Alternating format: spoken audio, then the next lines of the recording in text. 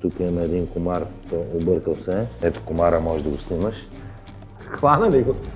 Елате с мен в къщата на наш клиент, на който сме монтирали дограма, безпрофилно остъкляване, климатици, предстои да монтираме паравани, интериорни врати, монтирали сме входни и така доста неща. Тук това, което сме направили, нали, както виждате, стъклената част на терасата, до там беше оригинално къщата и вече това удължаване направили сме покрив от сандвич панел, който съответно отдолу е с допълнителна изолация, вата, вече гипсокартони и така нататък. Направили сме обшивка наподобяваща, нали, на тази на къщата, за да може да се спази, нали, така фасадата, удължаването и вече дограмата съответно и всичко, нали, отвън горната част ние правихме изолацията, така че основната работа е свършена от нас като конструкция, термопанели, монтаж на дограма, производство и така нататък. Какво представлява плъзгане с повдигане? За да може да имаме максимално шумо и топло преминаване, в момента при затворено положение крилото е паднало долу и съответно оплътнява.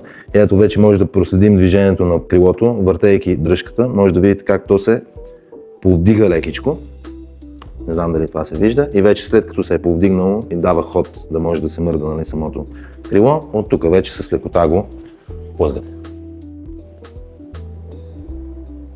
Оп, и ето сега затваряме, за да видите как крилото слиза лекичко надолу. Оп. Ето пак го правим още един път, за да видим дали ще се види. Тук имаме един комар, то объркал се.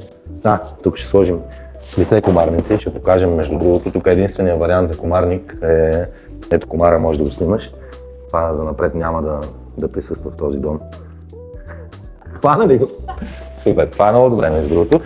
Тук е единственият вариант за комарници. Ще покажем допълнително за комарник по-скоро е плисе комарник, който ще бъде на цялата площ и ще бъде двоен. Плисето е тип...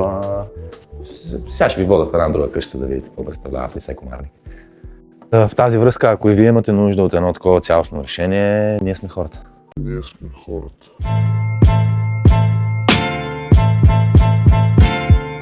Потърсете ни по телефона, по имейл, по Viber, по Facebook, по WhatsApp, както ви е удобно.